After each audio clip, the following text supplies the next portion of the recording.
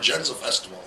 Oh yeah, I remember that. And they were an Italian company that put it on. So I would host these Italian judges, and when they were first signing it up, I would host them, 3 or 4 times throughout the year for a week or so. Take them out to dinner, that kind of stuff. They would sign bands up at my store, and it was really interesting hearing their points of view. And George Bush was a hot topic. It seemed for every country, but it was interesting hearing their points of view and what they thought of this country.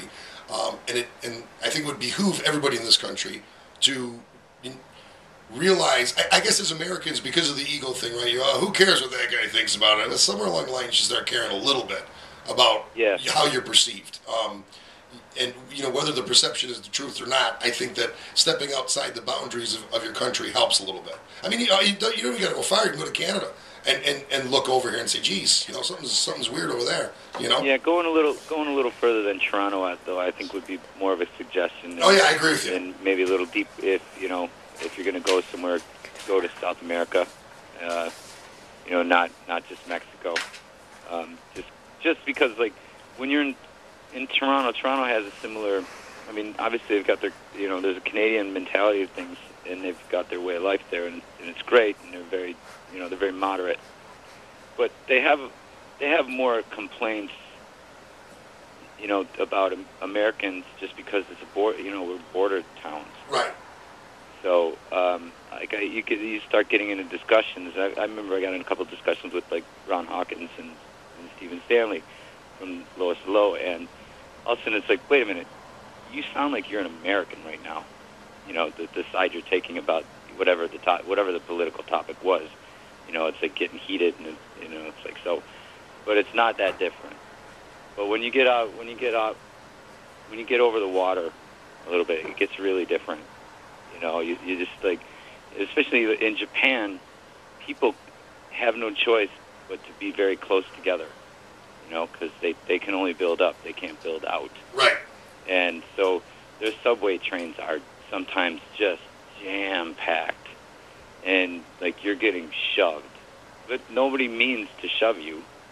Like, you can't sit there and go, like, hey, cut it out, Right. Or start shoving somebody back, because they're just trying to get on the train, too. And if there's an inch of space to be made, they're going to make it. Well, and you just have to, like, those are just little things that as Americans we grew up with a lot of space around us. I mean, everybody, even if you're in a smaller apartment, it's still bigger than most places outside of the country. Well, and that going back to the gas, that's the big gas quagmire for the United States of America, because we are so spread out. It's not unusual for someone, especially more on the West Coast, I guess, than Buffalo, but it's not unusual for somebody to live, in Brant and work in the city of Buffalo, or live in Angola and work in Amherst, and you've got to drive there. So, I mean, we're a very spread out society. I want to talk to you really quick about the knighthood. Congratulations on the knighthood. Thank you. Can you explain to me quickly? We only got 5 minutes. This time flew by, and we're going to get you on again. But explain to me quickly how this happened. I was inducted into the Amaranther Order, which is a social order, started in the 1600s in Sweden, and it's basically an order that recognizes, I guess for the easiest way to say it, is interesting people. So people in art, people in literature, people who are progressive thinking, people who are kind of like tolerant people. I was inducted through Michael Lee Jackson, who's been a member for 10 years, and some friends that we have in Sweden that have been in this order for many, many years. So they thought that I would be great to be a member. Well, that's like, it's so. That's the way I could describe it quickly. Dude, I would have cards made up. Did you get a super cool sword? Don't they give you the sword? No. Oh. What you did, they don't do the whole sword over the shoulder thing. And I mean, if they do it in Sweden, maybe it's for somebody that actually like royalty or something. Did accomplish something other than a kind of a cool life.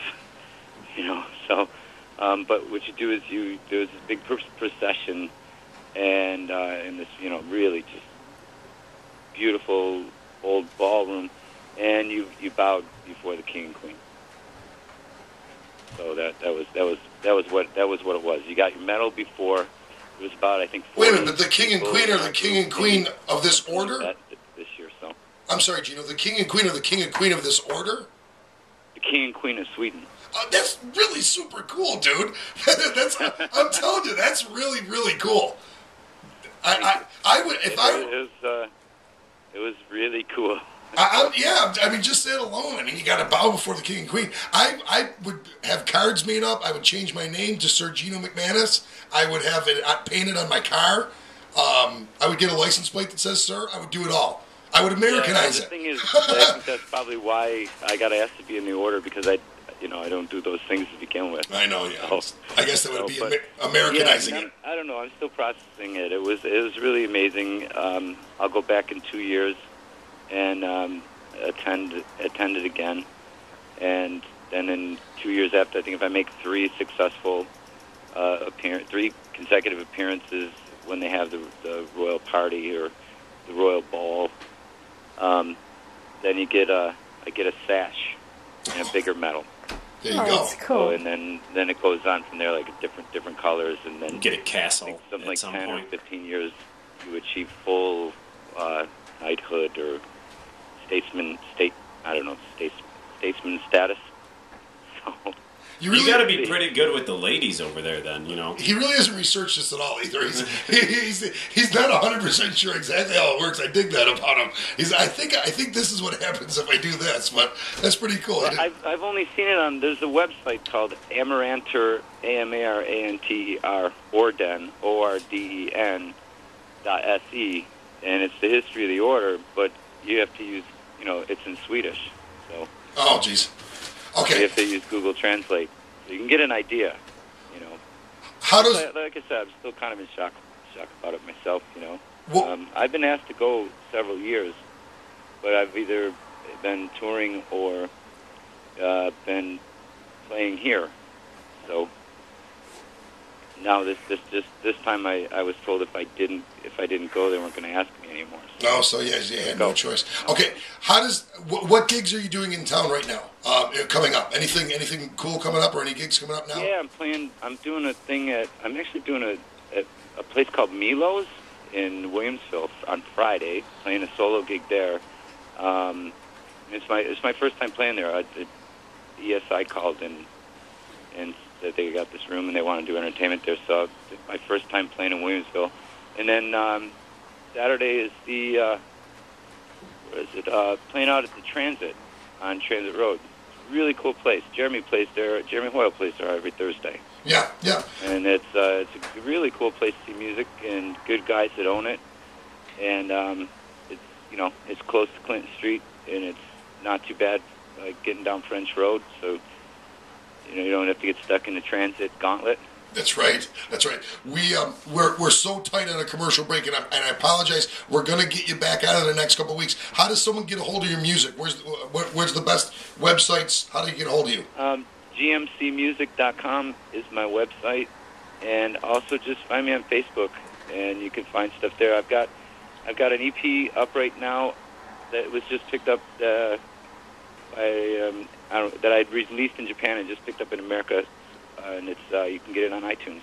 Perfect. So iTunes.com, Geno Mc Manus. And GENO. next time we have you on, I promise I won't waste so much time on talking about Japan and their culture. But that's okay. That's okay. Call anytime. I appreciate you being on, and we're definitely in the next couple of weeks. Kim's going to set it up with you. We're going to bring you on longer, or maybe I'd like to have you in studio, and you can just perform in studio for us. That sounds great. Yeah, I couldn't do it today. I had to pick up my boys, and then we went to see the Avengers. Oh, did you? Yeah, in 3D at the Galleria. All right. You can't bring any beer in there, but it's really comfortable.